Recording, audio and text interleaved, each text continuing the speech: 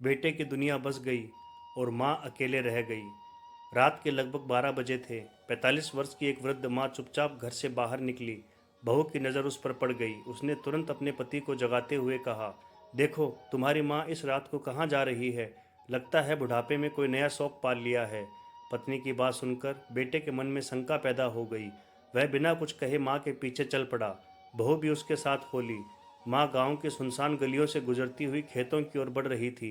कुछ दूर जाकर वह उस स्थान पर पहुंची जहां वर्षों पहले उसके पति का अंतिम संस्कार हुआ था। वहीं बैठकर वह धीमे धीमे बोलने लगी। आंखों में आंसू लिए वह बोली, सुनते हो, अब मैं थक गई हूँ। जिस बेटे को 5 साल का छोड़कर तुम चले गए थे, उसे मैंने बड़ी मेहनत और संघर्ष से बड़ा किया। उसे पढ़ाया लिखाया, उसके जीवन की हर जिम्मेदारी निभाई।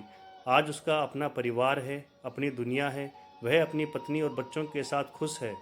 अब मेरे लिए किसी के पास समय नहीं है। कभी कभी लगता है कि मैं इस घर में बोझ बन गई हूँ। तुम्हारे अधूरे फर्ज मैंने पूरे कर दिए हैं। अब मेरा वनवास भी समाप्त कर दो। मुझे अपने पास बुला लो। यह सुनकर बेटे और बहू की आंखों से आंसू बहने लगे। उन्हें पहली बार एहसास हुआ कि माँ ने कितने त्याग और कष्ट सहकर उनका जीवन संवारा है। तभी माँ अचानक चुप हो गई। बेटा दौड़कर उनके पास पहुंचा और रोते हुए बोला, माँ माँ, मुझे माफ़ कर दो। लेकिन माँ की गर्दन एक ओर झुक चुकी थी। उनकी आंखें बंद थीं और चेहरे पर एक अद्भुत शांति थी। वह माँ जो वर्षों से अपने जीवन साथी के वियोग में जी रही थी, आज अपने पिया से मिलने चली गई थी।